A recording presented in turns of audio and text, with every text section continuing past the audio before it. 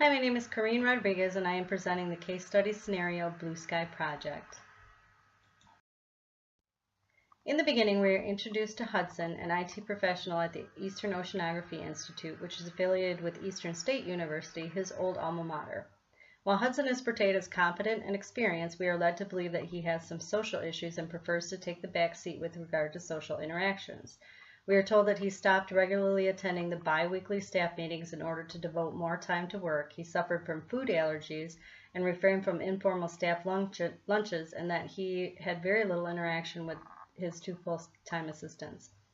One of his assistants, Jackson, is described as a very gregarious and talkative fellow, often walking around and interacting with the Institute's scientists, a habit that would lead to useful information. In the Blue Sky scenario, we are then told that due to a downturn in the economy, Eastern Oceanography announced that funding would be reduced and that this would lead to cost-cutting in staff and general operations of up to 25% annually over the next 3 to 5 years. One measure of cost-cutting that was discussed and later approved was the Blue Sky project. Blue Sky would convert all of the Institute's databases, software, and some hardware to a private cloud. In addition to cost savings, the staff would also be able to share virtual servers over the internet as needed and much more easily share information as needed. Hudson and the department accountant agreed that the cost-benefit analysis showed that converting to cloud service was a good idea for several reasons. No computer upgrades, significant IT savings, no major IT capital expenditures, and cloud creates more flexibility by accessing desired resources or software from anywhere at any time. Finally, at the end of the conversion, one full-time IT worker would be eliminated. Stakeholders were concerned about some aspects of the project initially, but eventually agreed that the cloud conversion would be good for the company. Hudson assured them that cloud computing is the wave of the future and that setting it up was simple. The plan was to set up the conversion in stages of increasing importance with congruent training. All data would be backed up for 6 months. A task force was formed to discuss which cloud computing company would be used for the conversion, and despite protestations from Jackson, the cheaper cloud company was hired, partially due to the fact that Hudson did not want to train new users. that was a function that the new cloud company would, OpenRange, would handle. Jackson began working with the scientists one-on-one in order to determine critical data while Hudson worked in the background. 2 key phrases. You get what you pay for, and hindsight is always 20/20.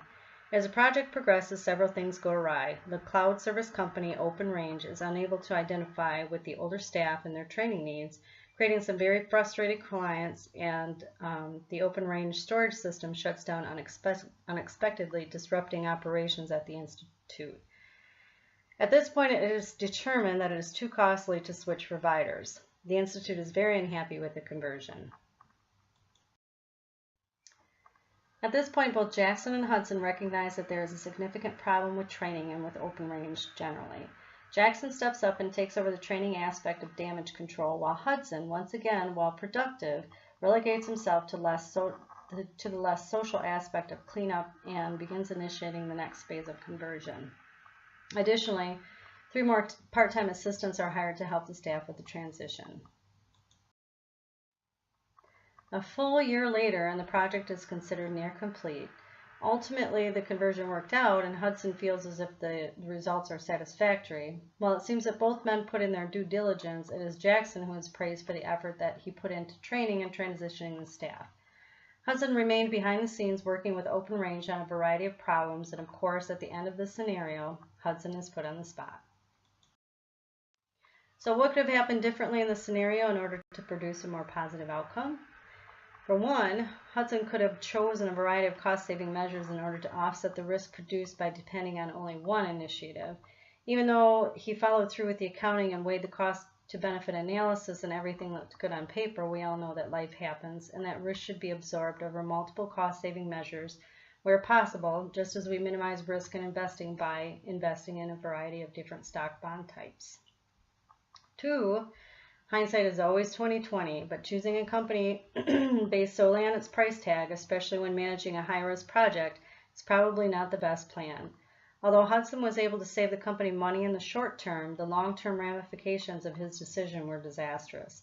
The project caused a lot of strife frustration, and ultimately it may have cost Hudson his job. 3. Know when to throw in the towel. Although at the point that everyone figured out that OpenRange was not a suitable company for their cloud conversion, it was fiscally too late. Listening to your coworkers, and remember, Jackson and other stakeholders had concerns from the beginning, is key to great project management. Number 4, make yourself visible. Hudson was working hard in the background, but it was Jackson who interfaced physically with the scientists and ended up receiving most of the credit for the final conversion. What mistakes did Hudson make? He assumed that his activity was being noted.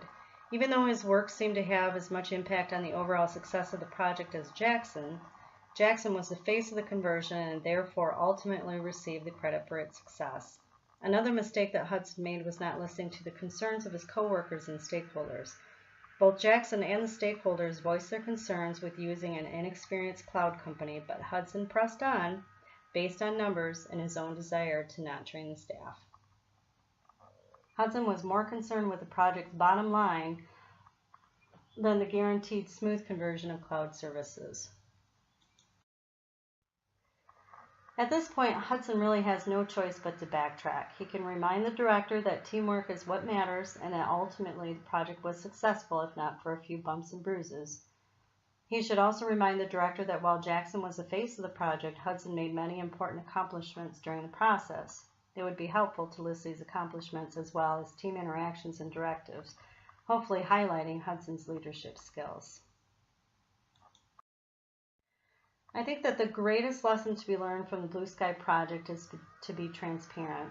You could be the hardest working manager in the business, but if people, including your superiors, don't know what you're doing to help the process along and manage problems, then you will never get the recognition that you deserve.